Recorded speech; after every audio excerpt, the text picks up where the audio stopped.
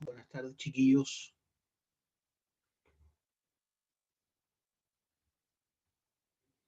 Hola, profe.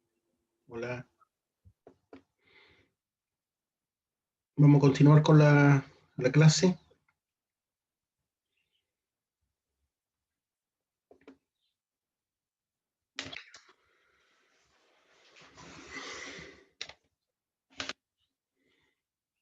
Estábamos viendo la roca metamórfica. Estábamos viendo el metamorfismo regional, pero vamos a partir con esta última, metamorfismo de contacto. También se le llama metamorfismo térmico, metamorfismo térmico. Aquí predomina como factor que impulsa, ¿cierto?, la transformación de las rocas, la temperatura por sobre la presión.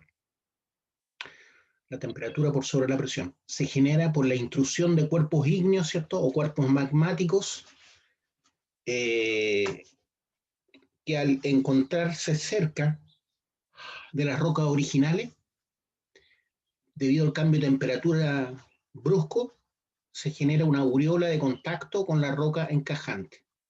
Esa aureola de contacto realmente es la misma roca metamórfica, es la zona del metamorfismo, ¿ya? Entonces se genera por la intrusión de cuerpos magmáticos, se genera una aureola de contacto con la roca encajante. La diferencia de temperatura entre la roca encajante y la masa magmática genera la formación de minerales metamórficos.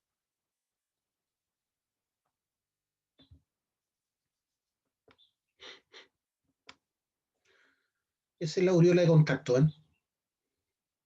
Esa aureola de contacto es la zona donde está la roca original, que al introducirse este cuerpo magmático a gran temperatura, ¿cierto? Eh, transforma esta zona que llamamos aureola de contacto. Entonces la roca original es esta, o la roca encajante, pero la zona que está más cerca, la que está en contacto con el cuerpo intrusivo magmático, es la que sufre la transformación. Se produce en zonas poco profundas y a baja presión, ¿ya? Pero necesariamente tiene que haber un intrusivo, ¿cierto?, que alcanza eh, esta roca que es transformada producto principalmente de la temperatura.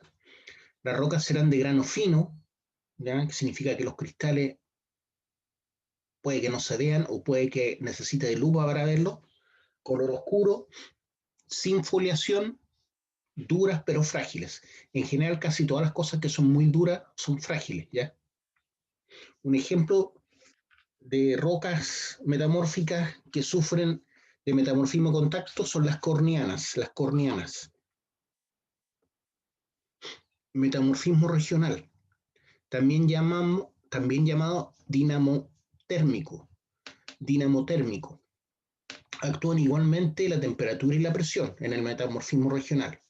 Se da en grandes extensiones territoriales, principalmente en cuencas sedimentarias y áreas de subducción, que son límites, ¿cierto?, convergentes de las placas, donde la placa, ¿cierto?, oceánica penetra la placa continental por abajo. A eso se refiere. Entonces se da en grandes extensiones territoriales, principalmente en cuencas sedimentarias y áreas de subducción. Se distinguen grados distintos de metamorfismo regional. Cuando el grado metamórfico es bajo, se transforman las pizarras, por ejemplo. Las lutitas se transforman en pizarras. Si el metamorfismo regional es medio, las lutitas se transforman en filitas o en esquistos. Si el metamorfismo es alto, se puede llegar a transformar esas lutitas en gneiss. Entonces, en general, este grado metamórfico va cambiando de acuerdo a la profundidad, en función del incremento de los factores con la profundidad. Entonces, la profundidad que implica mayor presión, ¿cierto? Y esa mayor presión hace que la temperatura aumente de las rocas. Según un carácter tectónico, eh, hay distintas metamorfismos que se pueden dar. Tenemos el metamorfismo intraplacas tectónicas, que involucra metamorfismo de contacto, regional y dinámico. De borde de placas divergentes, por ejemplo, en las dorsales oceánicas, por debajo de las peridotitas del fondo oceánico, y también por contacto. Bordes de placas pasivo, habrá metamorfismo dinámico. Bordes de placas pasivo, habrá metamorfismo dinámico. Bordes de placas convergentes, ahí hay contacto dinámico y regional. Ese tipo de metamorfismo encontramos en el borde de placas convergentes, de contacto dinámico y regional. Tipos de rocas metamórficas. Entonces, la descripción de la pizarra es que es de grano fino con pequeños cristales de mica. Las filitas, el grado metamórfico va aumentando hacia la derecha, ¿ya? Entonces, desde la pizarra hacia la derecha es el aumento en el metamorfismo o aumento en el grado metamórfico. Entonces, de las lutitas aparece la pizarra, que sería el metamorfismo el menor. El menor sería el de las pizarras, que me generan grano fino con pequeños cristales de mica. Si hay un poco más de metamorfismo, tengo las filitas. Entonces las lutitas se transforman en filitas. Gradación en el metamorfismo de la pizarra. Si hay mayor metamorfismo, se forma esquisto. Es una roca muy foliada, o sea que forma muchas capas. Y finalmente, en el último grado de metamorfismo, las lutitas se transforman en gneiss, roca metamórfica bandeada, ¿cierto? En donde se agrupan los minerales más claros y se agrupan los minerales más oscuros. Entonces forma bandas oscuras y bandas claras. Así es el gneiss. Origen. El origen de la pizarra es metamorfismo de grado bajo de las lutitas, ¿ya? Hay que decir lutitas, no lititas. Origen de las filitas, pizarra a mayor presión, ¿ya? Ahí se forman las filitas. El esquisto, las lutitas con metamorfismo de grado medio. Entonces las lutitas, ¿cierto?, que sufren metamorfismo de grado medio llegan a ser esquistos. El gneiss es metamorfismo de grado alto, ¿de qué cosa? Del esquisto. Del esquisto. ¿Ya? Entonces cuando el esquisto sufre metamorfismo se transforma en gneiss. Característica, la pizarra es exfoliable, o sea, se puede separar por capas. Quiere decir que las capas tienen tienen un enlace menos fuerte, ¿cierto?, que los minerales que componen esas capas, ¿ya? Entonces cada capa tiene una cierta tendencia a separarse de otra capa porque esos enlaces son más débiles, ¿ya? Entonces cuando las rocas son exfoliables tienen esas características. Las filitas son de brillo satinado. Las filitas son rocas de brillo satinado. El esquisto es de fácil rotura y está compuesto así como por muchas capitas. El gneiss, vamos a ver fotos de esto, así que no se preocupen. El gneiss es segregación de silicatos claros y oscuros. ¿Ya? La característica principal es que es segregación de silicatos claros y oscuros. Composición, materia orgánica negra, ¿ya? Las lutitas, pues las lutitas se transforman en pizarra. También tiene óxido de hierro, del rojo, clorita, verde. Pizarrosidad, ¿ya? Respecto de las filitas. Cristales muy finos de moscovita. Pizarrosidad significa que tiene unas características muy similares a la pizarra y además tiene cristales muy finos de moscovita, que es una de las micas. Esquisto, minerales planares que incluyen la mica. ¿Ya? Esa es la característica principal del esquisto. Está formado por minerales planares que incluyen la mica. El gneiss, como le decía, hay una segregación de minerales claros y minerales oscuros. Los claros son el cuarzo, la plagioclasa y el feldespato en general, por la plagioclasa también es un feldespato. Y los minerales oscuros, silicatos oscuros, vendrían siendo los piroxenos o los anfíboles. Metamorfismo regional de bajo grado. Pizarras y filitas. Bueno, entonces lo que sale del metamorfismo regional de bajo grado son las pizarras y filitas. Desarrollo de foliación tipo pizarra y filita. Ahí están tratando de mostrar cómo se produce eso. O sea, se entiende que cada uno de estos, ¿cierto? Se entiende que cada uno de estos es un cristal. Un cristal. Los minerales de arcilla pueden transformarse, crecen orientados en planos perpendiculares a la dirección del esfuerzo. Entonces se tienden a orientar perpendicularmente al esfuerzo. En este caso, este trozo de roca, ¿cierto?, está siendo sometido a compresión. Por lo tanto, se orientan en una dirección de 90 grados de ese esfuerzo. Por eso dice desarrollo de foliación tipo pizarra y filita, los minerales de arcilla pueden transformarse, crecen orientados en planos perpendiculares a la dirección del esfuerzo. Se originan rocas metamórficas como la pizarra y la filita, ¿ya? Entonces la pizarrosidad tiende a formar cristales que son perpendiculares a la compresión y eso es, por eso es exfoliable. Uno puede tender a abrirla en esta dirección, ¿cierto? Formando como capas al abrirla, al ejercer ahí con una cortapluma, por ejemplo, esfuerzos, voy a penetrar una de esas áreas que tienen menor fuerza de contacto, ¿cierto? Un enlace más débil y puedo separar esto por capas. Eso significa que sea exfoliable.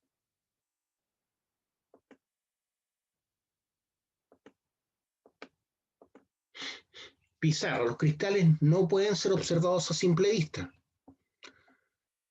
Se pueden ver, sí, con la ayuda de una lupa. Corresponde a una roca de un grado de metamorfismo bajo, principalmente de metamorfismo de lutitas. Entonces las lutitas, que están formadas por una arcilla oscura, ¿cierto? Tienden a formar pizarras. La filita presenta una textura más cristalina que las pizarras. Se distingue por presentar un brillo satinado como resultado del crecimiento de cristales de micas, por metamorfismo de arcillas también. Los minerales no pueden observarse a simple vista, pero sí se observan con una lupa. Esa es la diferencia entre la pizarra y la filita.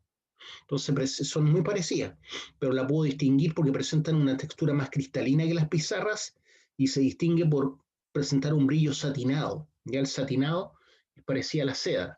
El satín es una tela que parece seda. Entonces un brillo sedoso, ¿cierto? Ahí tenemos ejemplos de lo que estamos hablando. Entonces acá tengo una pizarra, ¿cierto? Que es el grado más bajo de metamorfismo. Esto fue una arcilla en algún momento oscura y producto de la compactación por presión, ¿cierto? Se transformó en una pizarra. Y se ve incluso un fósil ahí, ¿se dan cuenta? O sea, la roca sedimentaria ya tenía ese fósil. Primero se formó la arcilla, ¿cierto? Cayeron hojas, es claramente un helecho, se transformó en una roca sedimentaria y finalmente sufrió un metamorfismo bajo y ahora es una pizarra. Entonces la pizarra tiende a separarse por capas, eso significa que sea exfoliable. Por lo tanto, cada una de estas capas, si bien está enlazada electromagnéticamente por otras capas, ese enlace es más débil que los minerales que están formando cada capa. Acá tengo una filita ahora, entonces tiene un brillo satinado si se dan cuenta. Entonces, esa es la diferencia entre la pizarra y la filita. Ahí tengo una filita parada, ¿cierto? En donde esta es una de las caras. Estos son los planos exfoliables también es exfoliable. Pero la mica, la moscovita le da ese color, ¿ya? Que tiende a formarse más y a agruparse más a mayor presión. Metamorfismo regional de grado intermedio. Metamorfismo regional de grado intermedio. tenemos los esquistos, que se forman en un grado intermedio de metamorfismo. Desarrollo de esquistosidad. En este ambiente se puede dar paso a otros minerales como las micas, ¿ya? Feldespatos y cuarzo, que se presentan orientados en planos entremezclados. Se originan rocas metamórficas llamadas esquistos. Entonces, aquí tenemos varios minerales. Tenemos feldespatos, cuarzos y micas, ¿ya? Las más características son las micas, que tienen el color que vimos anterior, ¿cierto? En la filita es el color característico de la mica, ¿ya? Esos brillosos, medio transparentes son micas. Entonces, en ese ambiente se puede dar paso a otros minerales como las micas, feldespatos y cuarzo, que se presentan orientados en planos entremezclados, los minerales, ¿cierto? Se originan rocas metamórficas llamadas esquistos. Entonces, aquí también la esquistosidad tiende a formar minerales que son perpendiculares a la dirección de la compresión, ¿ya? Por eso están mostrándolo así. Ahí tenemos ejemplos de esquistos en las playas de Caleta de Aduado y en Iloca hay abundante esquisto micacio. Lo brilloso es la mica, ¿ya? Que al presentar ángulos que reflejan la luz se ve así, brilloso. Estos son esquistos. También con una corta pluma uno puede separar trozos de micas. Metamorfismo regional de grado alto. Ahí tenemos el gneiss principalmente, desarrollo de bandeamiento. Creo que el bandeamiento es la segregación de minerales oscuros, ¿cierto? Como la biotita y anfíboles, que se segregan en bandas separadas de los minerales más claros, como el cuarzo y los feldespatos. En este ambiente se originan rocas metamórficas llamadas gneiss. Entonces eso es lo que tiende a haber, una segregación de los minerales claros y una segregación de los minerales oscuros. Entonces forman como bandas, pero también son perpendiculares a la zona que permitió el ordenamiento, ¿cierto? Esta compresión, por lo tanto, los minerales tienden a formarse perpendicular a la zona de compresión. Ahí tenemos ejemplos de gneiss. Hay una roca gneiss, se ve claramente que esta tiene minerales claros y la parte de acá tiene minerales oscuros. Ahí se ve gneiss. Seguramente más de alguno ha visto alguna vez roca así. Entonces, al ver eso, ustedes saben que es una roca metamórfica que se formó a grandes presiones, ¿ya? A grandes presiones.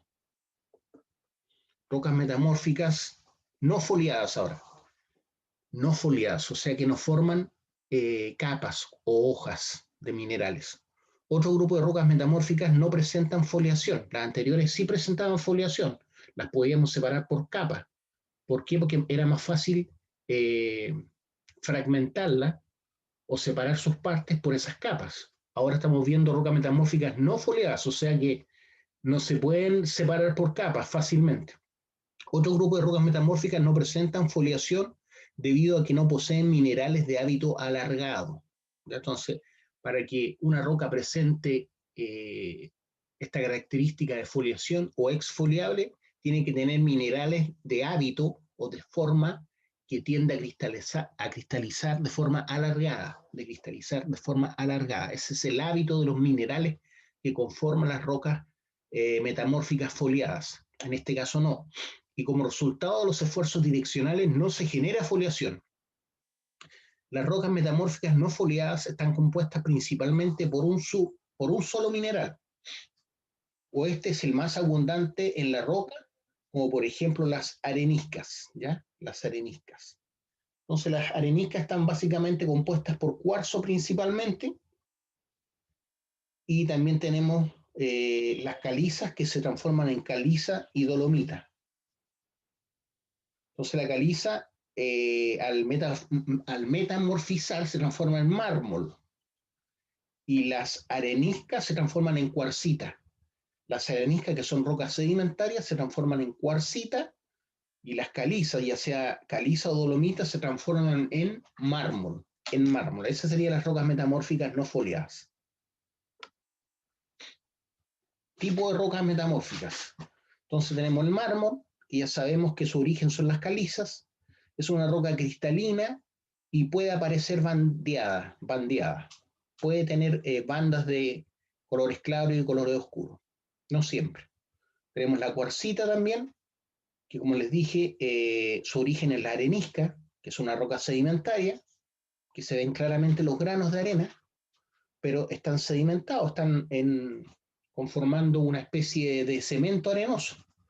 Entonces, cuando esta metamorfiza se transforma en cuarcita, dice que se encuentra en terrenos primarios. Las características del mármol es que es blanco, es atractivo, es blanco y tiene un color atractivo, ¿ya? Es fácil de trabajar y de pulir, por eso se hacen esculturas en mármol, ¿cierto? Las grandes esculturas se han hecho en mármol siempre. La cuarcita tiene una gran dureza y tiene un aspecto bandeado, es decir, tiene como agrupación de colores claros y agrupación de colores oscuros. Las cornianas son minerales que indican mayor o menor desarrollo. Las cornianas tienen la característica que tienen minerales de mayor o menor desarrollo, o sea, cristales grandes y cristales pequeños. ¿Cómo se producen las cornianas? Por metamorfismo de contacto. El origen no es claro, ¿ya? Pero por lo menos en el video que vimos la otra vez, vimos que ciertas lutitas se transformaban en cornianas. Se parecen mucho a la pizarra. Composición. La composición del mármol, como dije, es calcita, carbonato de calcio, también puede contener mica y clorita. La cuarcita básicamente es blanca en función del óxido de hierro, puede ser roja o rosada. En general la cuarcita es blanca, pero también puede tener colores rojizos por la hematita, que es el óxido de hierro, o rosada, según la cantidad que tenga de óxido de hierro. Las cornianas tienen un hábito como planar según el grado de metamorfismo, o sea, tiende a formar como capas también. Pero esas capas no son fácilmente exfoliables, por eso está dentro de las rocas no foliadas. Ya, ya terminamos con el power entonces de metamorfismo. Ahora vamos a ver otro PowerPoint. Voy a buscarlo.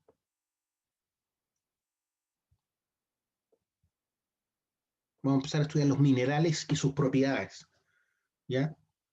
Esto es un PDF, como ven ahí, que está hecho por la Universidad Nacional de Colombia, un manual de geología, capítulo 5.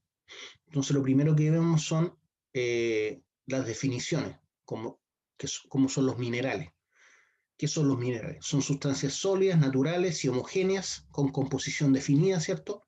Y disposición atómica ordenada. Son el resultado de procesos inorgánicos, ¿ya? Por lo tanto, su origen es inorgánico. Y componen las rocas de la corteza terrestre. Entonces, los minerales son los que componen las rocas que conocemos. Pueden formarse de un solo elemento, como en el caso del diamante, que básicamente es carbón, o de dos o más elementos como la pirita, ¿cierto? Que está compuesto por hierro y azufre, o de tres o más elementos como los feldespatos o piroxenos y anfíboles. En general los silicatos, como vimos en otras láminas, ¿cierto? Tienen una fórmula química compleja. Otra característica de los minerales es que los puedo anotar con su fórmula química. Todos cristalizan, ustedes saben ya eso, y tienen que cristalizar de acuerdo a un sistema cristalino en particular. También se da el caso de que un mismo elemento genere varias especies de minerales. Por ejemplo, lo tenemos con el carbón, ¿cierto? Que puede formar grafito, carbón o diamante. O que lo hagan la unión de dos elementos como la pirita y la marcasita, que proceden de la unión de hierro y el azufre. ¿Ya? Entonces, podemos tener pirita o marcasita considerando hierro y azufre, o con un solo elemento se puede generar carbono o se puede generar diamante. Todo va a depender del ordenamiento que tengan los átomos. Los minerales, elementos más abundantes de la Tierra. Bueno, ya hemos visto esto. Sabemos que el elemento más abundante de la Tierra, ¿cierto? El oxígeno principalmente. Después le sigue el sílice o el silicio. Entonces, si lo consideramos como volumen, el oxígeno corresponde al 93,77%, ¿ya? No, 93,77% en volumen. La corteza terrestre, entonces, tiene oxígeno. Si lo consideramos en volumen, fíjese que es menos del 1% el sílice, ¿ya? Pero en peso, si lo consideramos como porcentaje en peso, el 46,6% de oxígeno y el sílice un 27,72%, ¿ya? Porque el átomo del sílice es más pesado que el átomo de oxígeno. Por eso tiende a acercarse ahí. El aluminio, estamos hablando de un 8,13% en la corteza terrestre. El aluminio. El hierro, un 5%.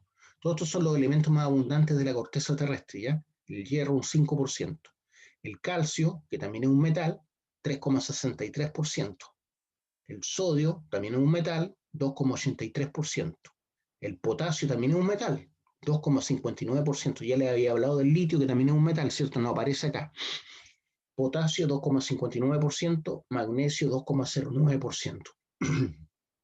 ¿Ya? Perdón. Elementos claves. Los silicatos y los óxidos son los principales constituyentes de la corteza terrestre. Los silicatos y los óxidos. Gracias a 8 elementos, que son los más comunes, que reaccionan de manera fundamental con los demás para producir otros compuestos, ¿ya? Entonces, los elementos que reaccionan para producir otros compuestos, que son los claves en los silicatos y los óxidos, son los siguientes. El oxígeno es fundamental en la formación del agua, ¿cierto? Y es parte vital en la atmósfera. Es un elemento no metálico altamente reactivo, formando óxidos con los otros elementos. O sea, el oxígeno tiende a oxidar los otros elementos. El silicio, elemento metaloide, ¿ya? Es un elemento metaloide, o sea, tiene características de metal, como el arsénico también es un metaloide, presente en los silicatos y en los aluminios. Silicatos, de los cuales el más abundante es el cuarzo, ¿ya? Que es un óxido de silicio. También se utiliza para aleaciones como el hierro en los ferrosilicatos. Ya tenemos 2 elementos de los 8 que vamos a nombrar. También está el aluminio, elemento metálico que aparece siempre en combinación con otros elementos, entre ellos el oxígeno, sobre todo en aleaciones ligeras. Bueno, es resistente a la corrosión, ligero y buen conductor eléctrico. Esas son las características del aluminio, ¿ya? Y además es muy liviano. El hierro, elemento metálico y constituyente de óxidos. Elemento metálico y constituyente de óxidos. Silicatos, óxidos hidratados, carbonatos y sulfuros. Se le puede encontrar de manera natural y aliado con el níquel, por ser el principal componente del acero, es el metal más importante de la industria, ¿ya? Casi todo lo que nosotros hacemos, lo hacemos con acero, por lo tanto el hierro es clave. Pero tenemos un 5% de él en la corteza terrestre, pero es difícil encontrarlo en cantidades mayores, porque para poder trabajarlo, para que sea mena, para poder fundirlo necesitamos menas mayores a un 50%. Básicamente la mena principal o el mineral principal con que se obtiene hierro es la magnetita. El calcio, elemento metálico también, como les decía, se encuentra en silicatos, carbonatos, carbonato de calcio, ¿cierto? Fosfatos y sulfatos. Se adiciona en la fundición de metales para separar otros elementos y compuestos como el oxígeno, el fósforo, el azufre y los halógenos. En la química orgánica es un importante agente deshidratador o reductor, el calcio. Eso en la química orgánica.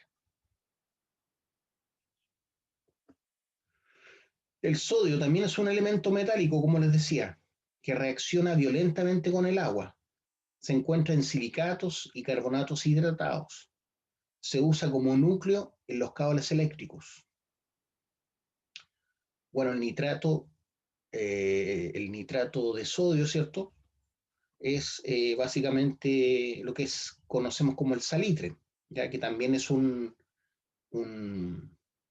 fertilizante importante. Nitrato de sodio. El potasio, elemento metálico también, presente en los silicatos y los aluminosilicatos. Entonces, el potasio lo encontramos en los silicatos y los aluminosilicatos. En el área agrícola se utiliza como fertilizante también, es súper importante el potasio, el fósforo para la vida vegetal, ¿ya? El potasio, el sodio y también, como les decía, el fósforo. Son elementos clave para la vida vegetal. En el área agrícola se utiliza como fertilizante en forma de sulfato, cloruro o la combinación de nitrógeno y fósforo. El magnesio, elemento metálico que aparece combinado en silicatos, óxidos, hidróxidos y carbonatos. Es utilizado en aleaciones ligeras con el aluminio. Entonces, cuando se quieren hacer aleaciones metálicas ligeras, se combina con el aluminio, ¿ya? Entonces, el magnesio, elemento metálico que aparece combinado, en general lo encontramos con silicatos, óxidos, hidróxidos y carbonatos. Ya esto ustedes lo saben, lo que es la cristalografía, ¿cierto? Ahí hay una foto, ¿cierto?, de cristales de hielo. Un cristal es un sólido homogéneo, ¿cierto? Y con un orden interno tridimensional de largo alcance. Ya sabemos que el cristal más pequeño es la celda unitaria, ¿cierto? Y cada molécula de algún mineral va a formar una celda unitaria, o sea, un cristal básico. Ese es el ordenamiento interno básico para que después nosotros podamos ver, cuando se agrupan millones de estos, el cristal. Un cristal entonces es un sólido homogéneo y con un orden interno tridimensional de largo alcance. Eso significa que se puede ir uniendo a otras celdas unitarias del mismo mineral, si las condiciones de presión y temperatura son constantes, y puedo tener cristales más grandes que pueden ser vistos a simple vista. Pero como les dije, todos los minerales cristalizan en una celda unitaria en particular, de acuerdo a los distintos sistemas cristalinos que estudiamos antes. Pueden formarse a partir de fundidos, disoluciones y vapores, estos cristales. Por variaciones en la temperatura, la presión y la concentración, los fluidos desordenados atómicamente se solidifican, ¿cierto? Por ejemplo, los fluidos hidrotermales que penetran en las fracturas de la corteza terrestre, que se originaron seguramente producto del intrusivo que penetró, ¿cierto?, en la corteza terrestre, formó fracturas y los fluidos hidrotermales, ¿cierto?, se filtran a través de esas fracturas. Entonces los fluidos desordenados atómicamente se solidifican y el producto tendrá una estructura cristalina, ya que los átomos, iones y moléculas se mostrarán ordenados y ligados por fuerzas electromagnéticas de enlace químico.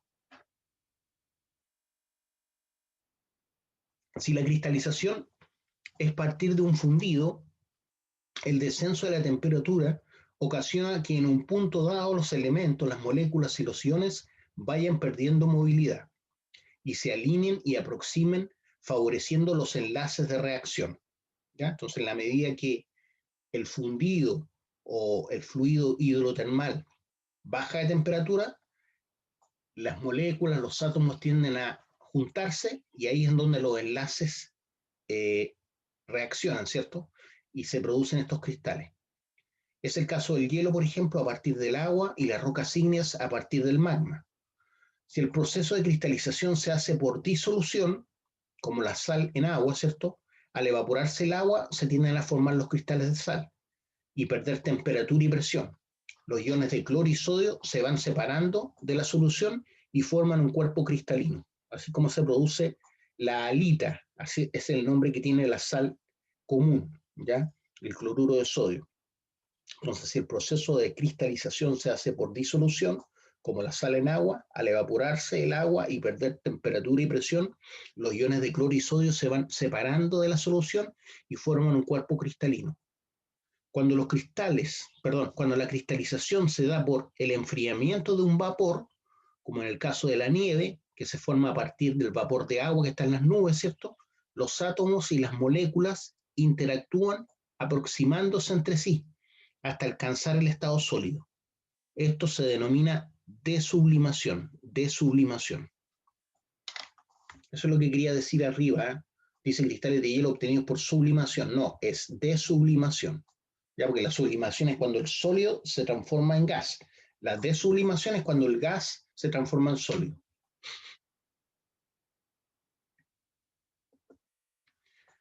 Estructuras cristalinas y amorfas. ¿Ya? Entonces tenemos aquí una estructura cristalina y acá tenemos una estructura amorfa, ¿cierto?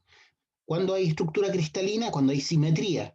Ya hablamos de lo que era la simetría. Sabemos que todos los minerales cristalizan, por lo tanto tienen simetría.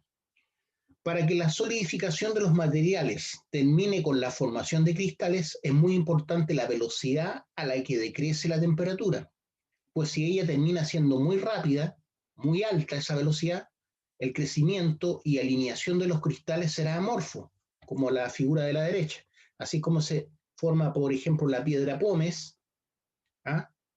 O la lava, o el vidrio volcánico, la obsidiana. ¿Por qué? Porque el enfriamiento fue muy brusco. Entonces nos alcanzan a agrupar los iones y formar cristales. Por eso dice, repito de nuevo, para que la solidificación de los materiales termine con la formación de cristales es muy importante la velocidad a la que decrece la temperatura, pues si ella termina siendo muy alta, la velocidad, ¿cierto?, de enfriamiento, el crecimiento y alineación de los cristales será amorfo y se formarán agregados, considerados como líquidos de elevada viscosidad, como en el caso del vidrio. El vidrio se considera un líquido subenfriado, ¿ya? ¿Por qué? Ahí dice, ¿ves? Considerados como líquidos de elevada viscosidad, como el caso del vidrio. A los minerales que no poseen estructura cristalina se les llama mineraloides o elementos amorfos, que es un ejemplo, la imagen de la derecha, ¿cierto?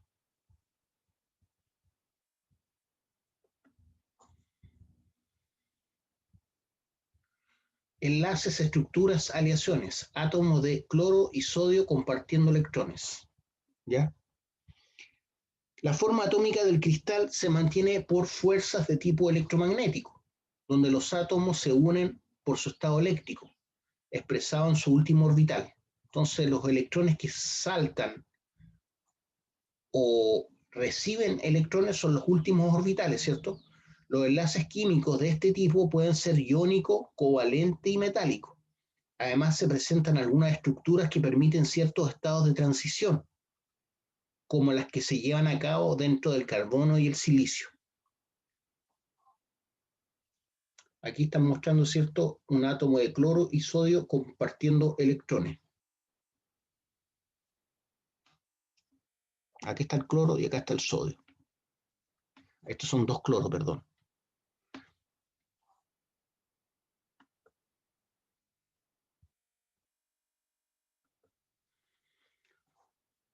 Enlace iónico. Bueno, aquí tenemos una celda unitaria, ¿cierto?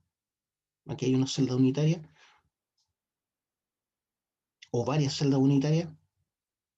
Hay una, diría que hay dos o una. Entonces, ¿qué es lo que es el enlace iónico? Por la diferencia de electrones en el último nivel, se da la atracción electrostática, ¿cierto? Entre carga positiva y negativa, entre iones cargados eléctricamente.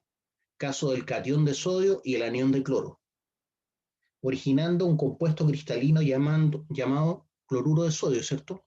¿Cuándo? Cuando en el último nivel se da la atracción electrostática de iones cargados eléctricamente opuestos, como el caso del catión de sodio y el anión de cloro, originando un compuesto cristalino llamado cloruro de sodio. Los átomos no se fusionan, sino que uno cede un electrón y el otro lo recibe, ¿ya? No es que se fusionen los átomos, ¿ya? La fusión y la fisión son cuando hablamos de energías nucleares, ¿ya? Enlace covalente ahora. Los átomos comparten electrones del último nivel para alcanzar la estabilidad. Entonces siempre tiene que ver con la parte de los orbitales de los electrones. Enlace covalente, entonces, los átomos comparten electrones del último nivel para alcanzar la estabilidad. En el caso del cloro, dos átomos comparten un par de electrones reduciendo su reactividad y haciéndose inertes. Este enlace es mucho más fuerte que el iónico. El enlace covalente es mucho más fuerte que el enlace iónico. Enlace metálico es un enlace fuerte donde los átomos interactúan uniendo sus núcleos y nubes electrónicas. Los electrones más externos de valencia son de poco control por los núcleos y por su movilidad son conductores de electricidad. Entonces, un ejemplo de ello es el cobre, el hierro, el aluminio, que están conformados por enlaces metálicos. Es un enlace fuerte donde los átomos interactúan uniendo sus núcleos y nubes electrónicas. Los electrones más externos de valencia son de poco control por los núcleos, ¿ya? Por la atracción que tiene el núcleo, ¿cierto? Que es positivo, de carga positiva, y el electrón es de carga negativa. Y por su movilidad son conductores de electricidad. Este tipo de enlace se da entre elementos metálicos. Entonces los electrones lo que hacen es moverse de un átomo o de un ion a otro cuando se produce el paso de electricidad. Cuando hablamos de fisión o fusión, estamos hablando de cuando dos núcleos de átomos forman uno solo por choque, o cuando un núcleo de átomos se separa formando protones, ¿ya? Y eso es cuando hablamos de energía nuclear. Entonces, la energía nuclear básicamente tiene que ver con cómo es posible que protones estén juntos formando un núcleo. La energía nuclear es la que los mantiene juntos porque ellos se repelen, tienen la misma carga, se repelen por una fuerza electromagnética súper grande, pero hay una fuerza mayor que se llama la energía nuclear que hace que los protones y los neutrones que no tienen carga estén todos juntos formando el núcleo de un átomo. Entonces, cuando rompemos eso es cuando se desencadena una reacción nuclear, ¿ya? Entonces tenemos reacciones nucleares por fusión y por fisión. Fisión es cuando se separa un núcleo, rompo esa fuerza nuclear y eso hace que se separen violentamente los protones. Cuando hablamos de fusión es cuando dos núcleos, ¿cierto?, van a formar uno más grande. Entonces estamos hablando de energías enormes, ¿ya? Estructuras del carbono. El carbono no se ioniza. Los 4 electrones de su última capa se combinan con un máximo de 4 átomos, con los que comparte electrones en una configuración tetraédrica, que es esta, la clásica, ¿cierto? Este es el carbón con una forma tetraédrica. De esta manera puede llegar a formar más de 1.000.000 de compuestos, ¿ya? También puede unirse consigo mismo para formar diamante, por ejemplo, grafito o carbón vegetal. También puede unirse consigo mismo para formar diamante, grafito y carbón vegetal, ¿ya? Bueno, esta es la forma de este es el grafito, el que está en medio, si no me equivoco. Este es el diamante, el de la letra A. Esta es la forma del diamante, esta es la forma del grafito, que forma como capas. Y esto es una combinación de carbón con otros elementos, ¿ya? Que podría ser el grafeno, el grafeno. Estructuras de silicio. El silicio posee una estructura electrónica idéntica a la del carbono, pero prefiere unirse con compuestos diferentes. Entonces el silicio posee una estructura electrónica idéntica a la del carbono, pero prefiere unirse con compuestos diferentes, ya que le dan mayor estabilidad. Por ejemplo, se combina especialmente con el oxígeno. Forma un anión de silicato estable con 4 valencias negativas, que a su vez ligan cationes metálicos, ¿ya? Entonces, el cuarzo se puede ligar a cationes metálicos. Esta estructura de tetraedros individuales es el grupo de silicatos denominado nesosilicatos. Entonces, esta estructura de tetraedros individuales es el grupo de los silicatos denominado nesosilicatos. Pero esas cargas de los 4 electrones sobre el silicio pueden considerarse sobre los oxígenos. Si se hace que uno de los oxígenos comparta su electrón con el oxígeno de un tetraedro adyacente, otro tetraedro que está cerca, ¿cierto? El nuevo ion silicatado tendrá 6 electrones disponibles para ligarse con iones metálicos que compensen su carga. Siempre tiene que haber una diferencia de carga para que se puedan unir las moléculas, ¿cierto? Entonces, si se hace que uno de los oxígenos comparta su electrón con el oxígeno de un tetraedro adyacente, el nuevo ion silicatado tendrá 6 electrones disponibles para ligarse con iones metálicos.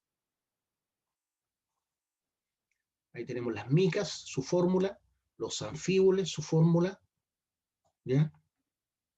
Los piroxenos, el berilio, que tiene 2 aluminios, si se dan cuenta, la benitoíta, que tiene titanio, y la tervelitita,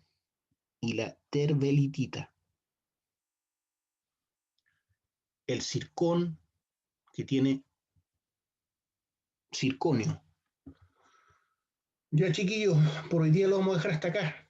¿Les parece? ¿Alguna duda, alguna pregunta de lo que estamos viendo?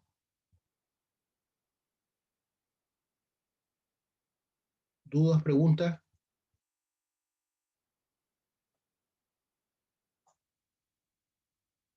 Parece que no hay nadie conectado.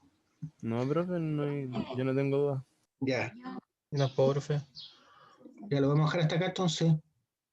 Nos estamos viendo. Ya, profe, cuídese. Vale. Chao, profe. Igualmente, chao. Chao, profe. Chao.